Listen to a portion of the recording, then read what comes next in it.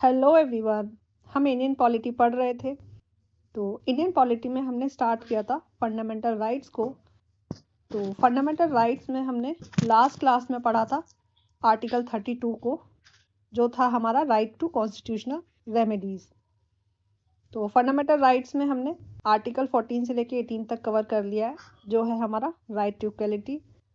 Then article 19 से 22 तक right to freedom भी हम पढ़ चुके हैं। देन आर्टिकल 23 और 24 राइट अगेंस्ट एक्सप्लॉयटेशन हम कवर कर चुके हैं। देन उसके बाद right to freedom of religion, जो है हमारा आर्टिकल 25 से 28 तक, ये भी हम अपना कवर कर चुके हैं। देन आर्टिकल 29 और 30 जो था हमारा कल्चरल एंड एजुकेशनल राइट्स, ये भी हम कवर कर चुके हैं। तो लास्ट क्लास में हमने आर्टिकल 32 को फिनिश किया था, जो हमारा राइट टू कॉन्स्टिट्यूशनल रेमेडीज़ था। तो कॉन्स्टिट्यूशनल रेमेडीज़ में क्या है, रिट्स के बारे में आज हम पढ़ेंगे। रिट्स क्या होती है, कितने टाइप की होती है, तो ये काफ़ी इम्पॉर्टेंट पार्ट है रिट्स वाला। तो क्वेश्चन यहाँ से काफ़ी पूछे जाते हैं। तो आज हम स्टार्ट करेंगे रिट्स को। तो स्टार्ट करते हैं।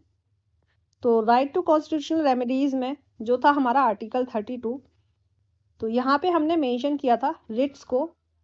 तो आज हम पढ़ेंगे रिट्स क्या होता है, रिट्स कितने टाइप्स की होती है। तो रिट्स जो है हमारा वो क्या है, एक रिटन ऑफिशियल ऑर्डर होता है जो कोर्ट के द्वारा इशू किया जाता है in form of warrant, direction, command, order. ठीक है, कोर्ट एक ऑर्डर या फिर वारंट को इशू करती है रिटन फॉर्म में to protect our fundamental rights.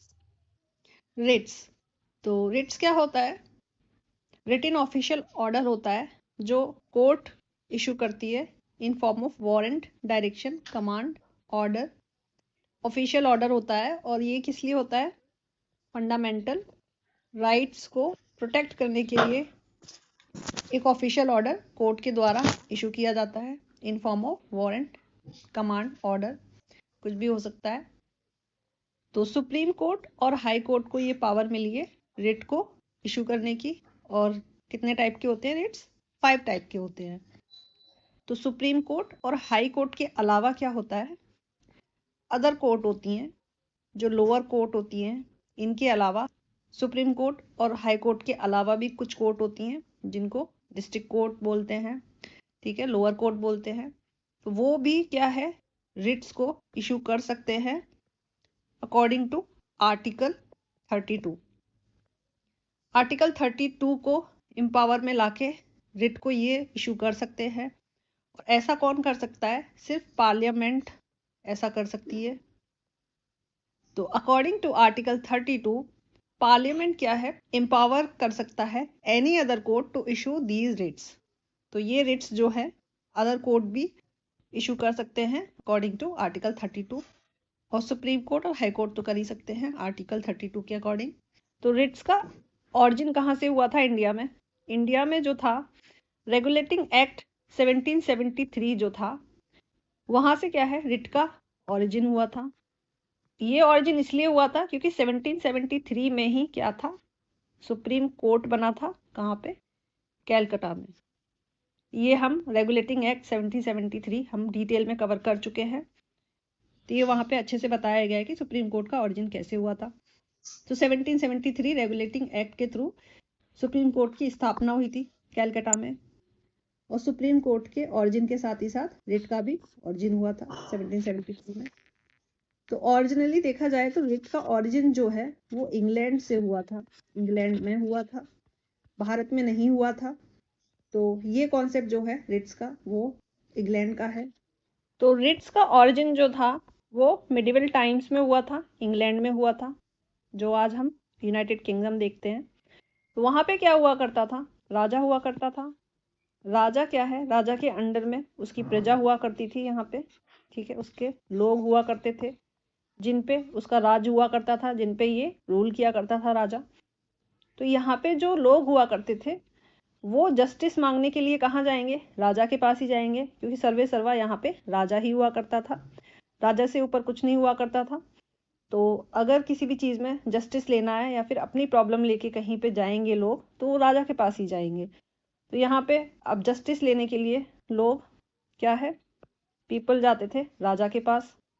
तो किंग क्या है, एक रॉयल कमांड इशू किया करता था ताकि क्या है, जो जस्टिस है वो फेयरली हो सके, यहाँ पे जो लोग हैं उनको न्याय मिल सके। इसीलिए ये क्या है, एक रॉयल कमांड राजा के थ्रू इशू करवाया जाता था।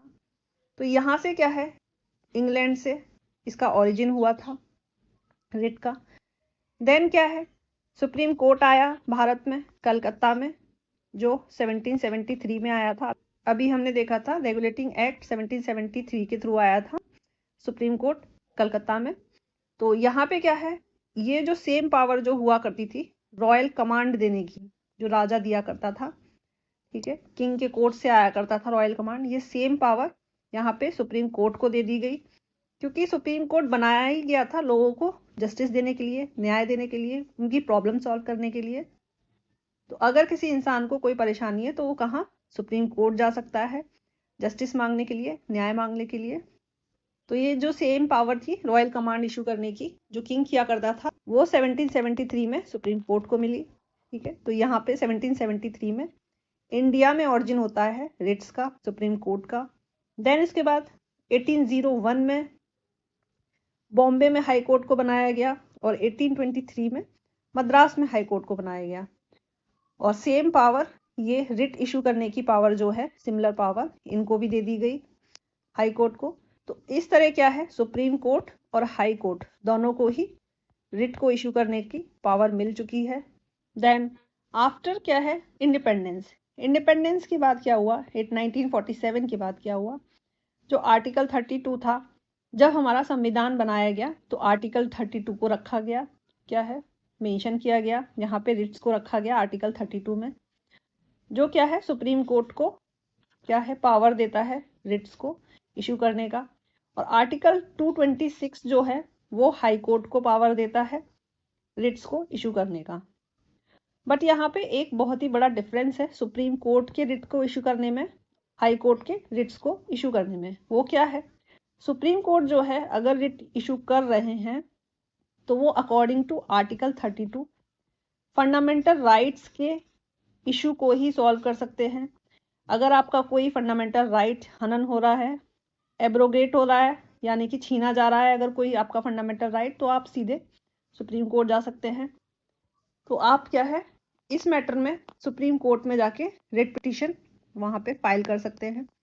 और फंडामेंटल राइट्स को छोड़ के अगर कोई और कॉन्स्टिट्यूशनल राइट आपका छीना जा रहा है, ठीक है, कॉन्स्टिट्यूशनल राइट यानी कि संविधान में लिखे हुआ कोई भी राइट एक्सेप्ट फंडामेंटल राइट अगर आपका छीना जा रहा है, तो आप क्या है, सिर्फ और सिर्फ हाई कोर्ट जा सकते हैं, आप सुप्रीम कोर्ट नहीं जा सकते हैं। सुप्रीम कोर्ट आप तब जा सकते हैं जब आपके फंडामेंटल राइट्स को छीना जाएगा। तो रिट्स जो है वो एंश्योर करता है फंडामेंटल राइट्स को, guarantee to every citizen in article 32 और 226, यानी कि हर किसी नागरिक को फंडामेंटल राइट्स का गारंटी करता है रिट। देन अब क्या है, हमारे संविधान में 5 टाइप के रिट्स हैं, तो एक एक करके हम उनको डिटेल में कवर करेंगे। तो 5 टाइप्स के रिट्स कौन से हैं, habeas corpus, certiorari, prohibition, mandamus और क्यो वारंटो, ये हमारे 5 टाइप्स के रिट्स हैं। तो सबसे पहले हम देखेंगे हेबियस कॉर्पस को। तो इसका मतलब होता है टू हैव बॉडी ऑफ, ये एक लैटिन टर्म है हेबियस कॉर्पस, और ये कब इशू किया जाता है, for preserving liberty of a person, ये पर्टिकुलर पर्सन की लिबर्टी को प्रिजर्व करने के लिए ये इशू किया जाता है हेबियस कॉर्पस। अगर कोई भी व्यक्ति इलीगली डिटेन किया जाए तो, यानी कि कोई ये पर्सन है, इसको इलीगली आपने डिटेन कर लिया है, इसकी लिबर्टी को प्रिजर्व करने के लिए ये हेबियस कॉर्पस रिट को फाइल कर सकते हैं। कहाँ पे, सुप्रीम कोर्ट में जा सकते हैं ये। तो यहाँ पे क्या है, इनका फंडामेंटल राइट छीना जा रहा है, और कौन सा फंडामेंटल राइट छीना जा रहा है, आर्टिकल 22। तो यहाँ पे आर्टिकल 22 में क्या होता है, अगर कोई व्यक्ति डिटेन किया जाता है तो उसको 24 घंटे के अंदर मजिस्ट्रेट के सामने पेश किया जाता है। Any person not produce before magistrate with in 25 hours from arrest is violation of fundamental rights. तो मजिस्ट्रेट के सामने इसको पेश करना पड़ेगा with in 24 hours of arrest. अगर ऐसा नहीं होता है तो इसके फंडामेंटल राइट का वायलेशन होगा और इसको इलीगली डिटेन बोला जाएगा। अगर ऐसा होता है, इलीगली डिटेंशन इसको दी जाती है किसी के भी द्वारा, तो वो क्या है, ये पर्टिकुलर व्यक्ति रिट इशू कर सकता है हिबियस कॉर्पस को सुप्रीम कोर्ट में जाके, और वहां से क्या है, खुद की वहां पे लिबर्टी को वो रिस्टोर कर सकता है। तो यहाँ पे क्या है, हिबियस कॉर्पस वही सेम ऑर्डर इशू करता है कोर्ट। कोर्ट में क्या है, सुप्रीम कोर्ट।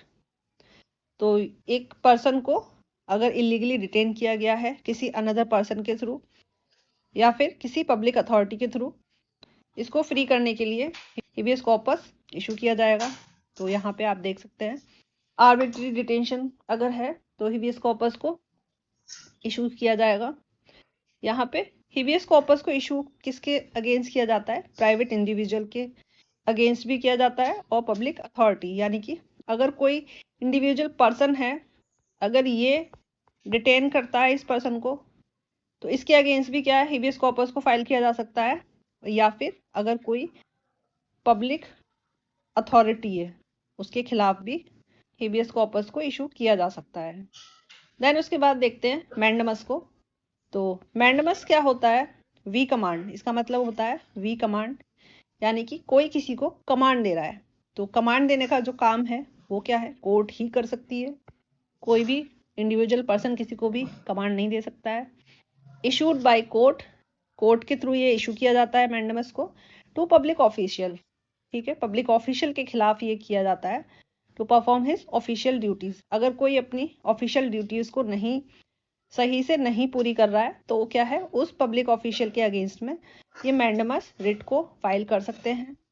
और पब्लिक ऑफिशियल में क्या होता है, पब्लिक बॉडी हो सकती है, कोई भी गवर्नमेंट ऑफिस हो सकता है, इंफीरियर कोर्ट हो सकती है जिनको लोअर कोर्ट भी बोला जाता है, ठीक है, कॉरपोरेशन हो सकता है, कोई भी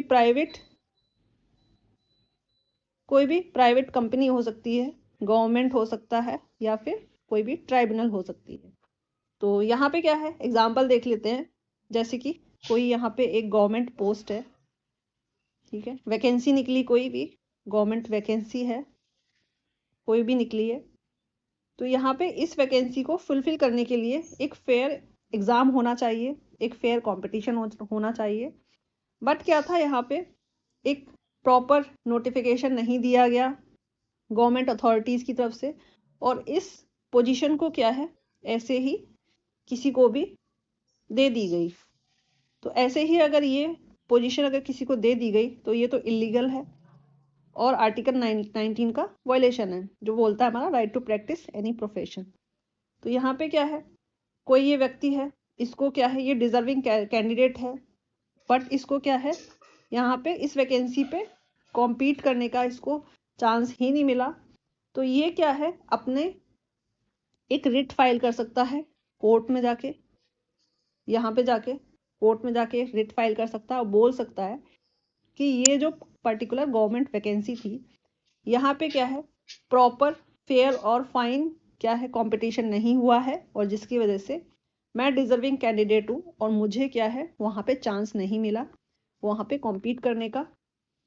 तो ये क्या है, कोर्ट फिर क्या है, मैंडमस रिट को इशू करेगा और कमांड देगा पब्लिक ऑफिशियल को to perform his official duties to conduct a proper competition. तो यहाँ पे मैंडमस क्या है, कुछ लोगों के अगेंस्ट इशू नहीं किया जाता है, वो क्या है, प्राइवेट इंडिविजुअल के अगेंस्ट नहीं किया जा सकता है। अगर कोई प्राइवेट कंपनी है, वहाँ पे कोई भी वैकेंसी खाली है, वहाँ पे क्या है, जरूरी नहीं है कि वो लोग कंपटीशन ले या फिर कोई एग्जाम ले, वहाँ पे अपने विल पे जो सीनियर्स हैं उसको अपॉइंट कर सकते हैं अगर वो उनके हिसाब से डिजर्विंग है। तो to enforce departmental instruction that does not possess statutory force, यानी कि अगर कोई डिपार्टमेंटल इंस्ट्रक्शंस दी गई हैं और कोई फुलफिल नहीं कर रहा है, कोई भी पब्लिक ऑफिशियल फुलफिल नहीं कर पा रहा है उस डिपार्टमेंटल इंस्ट्रक्शन को, तो उसके खिलाफ क्या है, मैंडमस नहीं इशू किया जा सकता है। प्रेसिडेंट और गवर्नर्स के अगेंस्ट भी नहीं किया जा सकता है। अगर प्रेसिडेंट और गवर्नर अगर किसी को लगता है कि अपनी ड्यूटीज परफॉर्म नहीं कर रहे हैं तो उनके अगेंस्ट क्या है, मैंडेमस रिट को नहीं फाइल किया जा सकता है। देन अगर ड्यूटी जो है डिस्क्रिशनरी है, मैंडेटरी नहीं है, तो भी क्या है, मैंडेमस फाइल नहीं कर सकते हैं। कॉन्ट्रैक्चुअल ऑब्लिगेशन को फुलफिल करने के लिए भी नहीं कर सकते हैं। अगर कोई कॉन्ट्रैक्ट पूरा नहीं कर पा रहा है तो उसको फुलफिल करने के लिए क्या है, मैंडेमस को इशू नहीं कर सकते हैं। चीफ जस्टिस होते हैं जो हाई कोर्ट के, उनके अगेंस्ट नहीं कर सकते हैं। ऑफ कोर्स सुप्रीम कोर्ट के जो चीफ जस्टिस होते हैं या जस्टिस होते हैं उनके खिलाफ भी नहीं कर सकते हैं मैंडेमस को इशू। तो आज क्या है, हमने हेबियस कॉर्पस कंप्लीट कर लिया है और मैंडेमस कंप्लीट कर लिया है। रिट 2 तरह की ये रिट हमारी कंप्लीट हो चुकी है। नेक्स्ट लेक्चर में क्या है, हम प्रोहिबिशन देखेंगे, सर्शरी देखेंगे और क्यूओ वारंटो देखेंगे। तो ये 3 जो हमारी रिट हैं वो हम नेक्स्ट लेक्चर में पढ़ेंगे। तो पढ़ते रहिए। Thank you everyone.